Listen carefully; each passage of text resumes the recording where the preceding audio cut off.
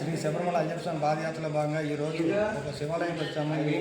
ఇక్కడ ఈ టెంపుల్ గురించి ఎంత ప్రత్యేకత అయింది పంతులు తెలుసుకుందాం. హర మహాదేవ శంభో శంకర. ముందుగా ఈ టెంపుల్ గురించి చూడండి, తర్వాత పంతుల గారితో మాట్లాడిపిస్తాను. ఓం నమ శివాయ.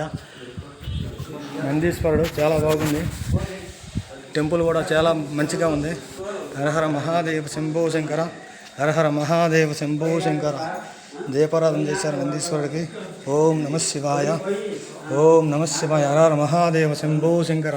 ఓం శ్రీ శ్రీ రామలింగేశ్వరాయణ, ఓం శ్రీ శ్రీ రామలింగేశ్వరాయణ, ఓం శ్రీ శ్రీ రామలింగేశ్వరాయణ, ఓం శ్రీ శ్రీ రామలింగేశ్వరం. ఈ టెంపుల్ ప్రత్యేకతలు ఏందో తెలుసుకుందాం. ఒక్కసారి చూడండి, సింధూరంతో నింపబడి ఉన్న ఈ టెంపుల్ చాలా మంచిగా ఉంది, చాలా బాగుంది. ఎప్పుడైనా ఇక్కడ ఈ ఏరియాలో వస్తే మన జడ్చర్ల దాటిన తర్వాత ఒకసారి ఆ పంతులు గారు అడిగి తెలుసుకుందాం ఈ టెంపుల్ ప్రత్యేకతలు ఏందో. ఓం నమ శివాయ, ఓం నమ శివాయ.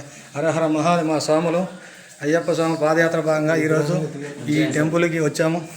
ఓం నమ శివాయ, ఓం నమ శివాయ, ఓం నమ శివాయ. హరహర మహాదేవ శంభో శంకర. స్వామిచరణం పంతులు గారు, స్వామిచరణం.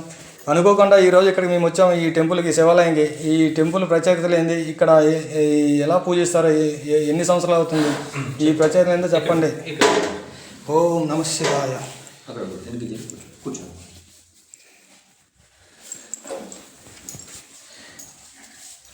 ఓం నమ శివాయ. ఓం నమ శివాయ. పూర్వము స్వామివారు కొండపైన ఉండేరన్నమాట.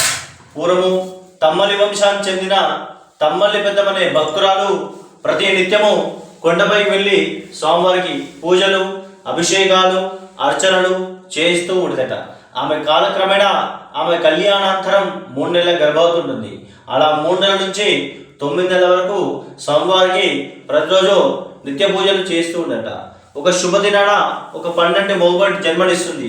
అప్పుడు కొడుకుని ఎత్తుకొని కొండపైకి వెళ్ళి స్వామివారు వేడుకుంటుంది. స్వామి, నా ఊహ తెలిసినప్పటి నుంచి మీకు పూజలు, అభిషేకాలు, అర్చనలు చేస్తున్న స్వామి, కొండపైకి రాలేని స్వామి అంటే ఆ భక్తికి పరవశుడైన రామలింగేశ్వర స్వామి, సరేమ్మా కొండపైకి నువ్వు రాలేకుంటే నీకోసం నీ కిందికి వస్తాను, నువ్వు కొండ దిగి నడుచుకుంటూ వెళ్ళు, నేను వెడగాల వస్తున్నాను చెప్తాడు. అలా రథారుడై స్వామివారు రథం పైన వస్తున్నప్పుడు ఆ రథ శబ్దానికి, గంటల శబ్దానికి భయపడిన ఆ భక్తురాలు వెంటనే వెనక్కి తిరిగి చూస్తుంది. అప్పుడు రథచక్రం అనేది విరిగిపోయి ఒక చక్రము కోడేరులో, ఒక చక్రం స్వామివారి కింద పడిపోయింది. ఆ భక్తురాలు కొడుకుని ఎత్తుకొని స్వామివారి పక్కనే ఇలా శిలగా మారిపోయింది. ఆ కొడుకు ఇక్కడ ఎత్తుకొని ఉంటుంది, మీరు చూడవచ్చు. ఓం నమ. చూడండి స్వామి, స్వామి శరణం అయ్యప్ప. ఓం నమ శివాయ. ఇక్కడ స్వామివారు తూర్పు ముఖము, పడమర దక్షిణ ద్వారం అన్నమాట. ఎక్కడైనా శివాలయాలు తూర్పు కొండాయి, కానీ ఇక్కడ పడమర ముఖము దక్షిణ ద్వారం, అందుకే దక్షిణ కాశీ అంటారన్నమాట. కాశీ వెళితే ఎంత పుణ్యం వస్తుందో కందూరుకు వస్తే కూడా అంత పుణ్యం కలుగుతుంది. ఇక్కడ ప్రత్యేకంగా కదంబ వృక్షాలు ఉన్నాయి. కదంబ వృక్షాలు ఏమంటే మన మనసులోని కోరిన కోరికలు తీర్చే కదంబ వృక్షాలు. ఆ చెట్టు చుట్టూ ఒక 5 ప్రదక్షిణలు చేసి మన మనసులో ఏదైనా కోరిక కోరుకుంటే ఖచ్చితంగా నెరవేరుతుంది.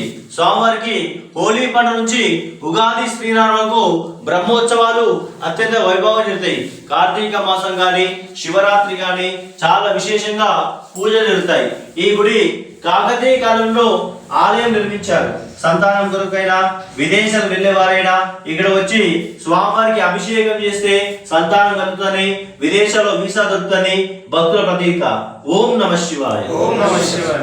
మంచి సందేశం ఇచ్చినందుకు చాలా ధన్యవాదాలు పంతులు గారు. ఈ టెంపుల్కి ప్రతి ఒక్కరు ఈ ఏరియా, ఈ రూట్లో వస్తే కంపల్సరీ దర్శనం చేసుకోవాలనేసి, ఆ పార్వతీ పరమేశ్వర అనుగ్రహం ఎల్లవేళ ప్రతి ఒక్కరిపై ఉండాలని, అలాగే తెలుగు ప్రజలకు ఎల్లవేళ పార్వతీ పరమేశ్వర ఆశీస్సులు ఎప్పటికీ ఉండాలని, అలాగే ఈరోజు మేము మహాపాదయాత్ర భాగంగా అనుకోకుండా ఇక్కడికి వచ్చిన శబరిమల మహాపాదయాత్ర భాగంగా ఇక్కడికి వచ్చాము. ఈరోజు ఇక్కడే స్టే చేస్తున్నాము.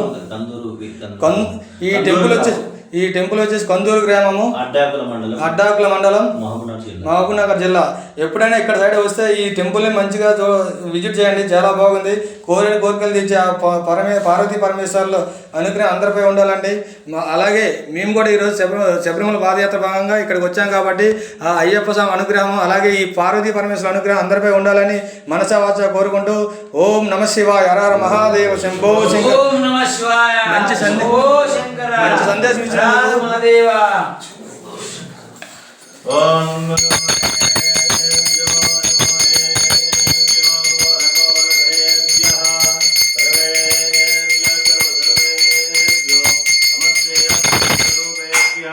నమః పార్వతీపదరే. హర హర మహాదేవ, శంభో శంకర.